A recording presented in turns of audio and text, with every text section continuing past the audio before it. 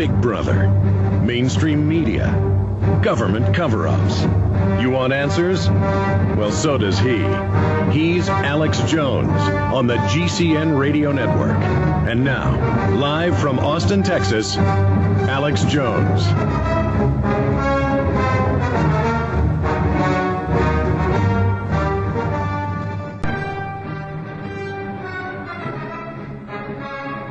During the first hour and a half of the show, I'm going to cover a lot of very important news and information on this Friday edition, the 18th day of July, 2008. Then coming up in the middle of the broadcast, or in about an hour and a half from now, Bob Chapman will join us for 30 minutes to run down some of the new crises in the market with commodities, the plunging dollar, and big brokerage houses that are in trouble. So we'll get another report from him today. And then for 2 hours, Mark Hornke, militia leader, anti-New World Order crusader, documentary maker, and, of course, radio talk show host in his own right, will be joining us. He's also been a political prisoner for 7 years in jail. Got out about, 10, 11 months ago. Seems like it was that long ago. I don't have the date in front of me. But Mark will be joining us for 2 hours. He joined us last Friday for an hour and a half. 2 hours today. My websites are Infowars.com, Infowars.net, PrisonPlanet.com, PrisonPlanet.tv, and, of course, TruthNews.us, RonPaulWarRoom.com.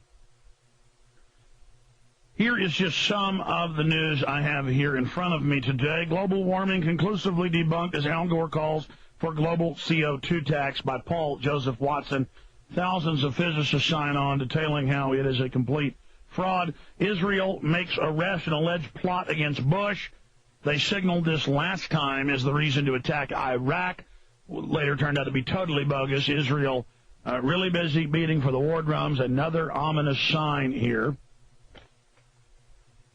Merrill Lynch drops after $4.65 billion second quarter loss. Now they're in deep trouble. Merrill Lynch, of all people, all groups. I've got a bunch of news here about Barack Obama exercising 3 times a day and about what politicians eat for dinner and all these big news articles, all implying, putting out the message that they run things and they're important and that they matter. They are nothing puppets. And I criticized Barack Obama yesterday for pushing an agenda that is bipartisan. I made the point he's not behind it and got criticized for giving him cover. This is how unsophisticated a lot of people are. And then I also got criticized as attacking him. So I thought I'd read some of those emails and comments. He proposed it. The government, the criminal government, has been setting it up. Giant armed youth brigades. It is a fact. People try to debate with me, too, and say I'm making it up. It's all over the federal government's websites. It's all over mainstream news stories. And you have to stop living in denial. So I'm going to get into that as well today. I want to get back into, because only spending an hour on it isn't enough time. We better talk about this every day. Or we only desensitize people to serious developments. If I just come out in one day talk about how the National Guard is calmly announcing they're going to be doing gun confiscations and, quote, fighting gun crime in our cities, and then we just let the media announce it like it's no big deal and quietly phase it in, then they're going to succeed in total martial law. It's being incrementally turned on, activated. The cage is going up right now. We have to say it's wrong so the troops realize it's wrong and think. And so our fellow population wakes up. People say, well, that's fear-mongering, Alex. Well, what is it when they're saying the National Guard's going to engage in gun confiscation? What is it when they announce Stasi forces? No, our problem is not enough fear. People aren't aware of the threat.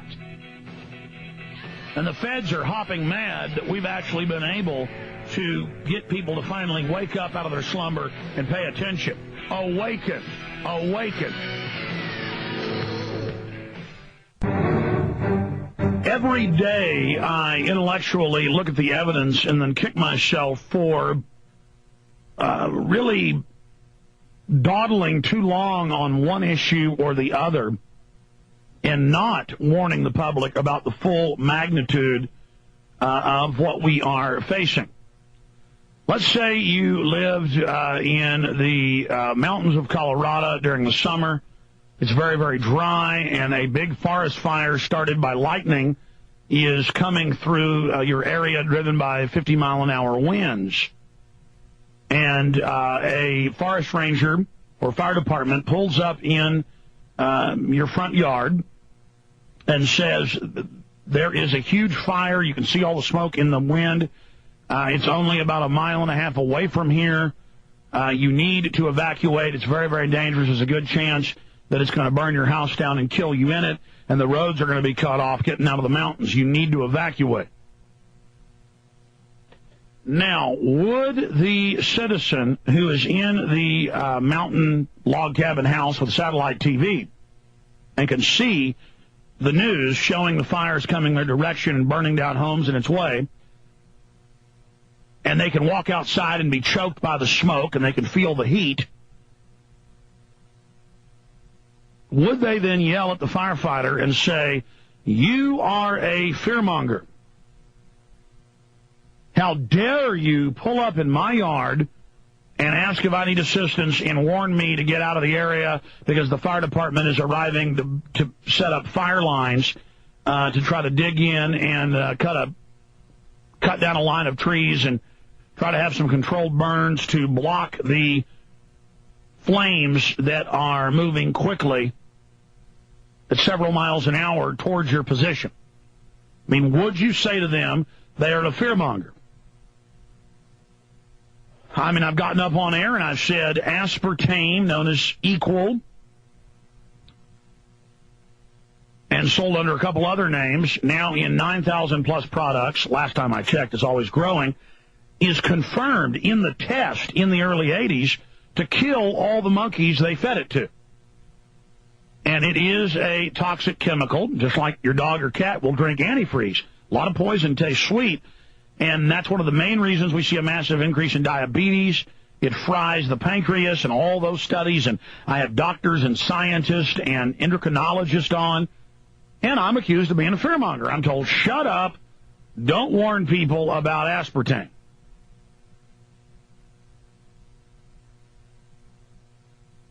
And I have top scientists and former company heads, and I read government reports and private industry reports and internal leak reports where they knew in the 80s they would change one gene in a potato or a tomato or in a corn kernel, in a corn variety, and it would kill all the rats that ate it. And then they approved it and put it on your store shelves, and you eat it in thousands of different products, and they've got 10 major GMO crops of the main staples, and now they're moving into every major subcrop and getting approval. And I'm called a fearmonger.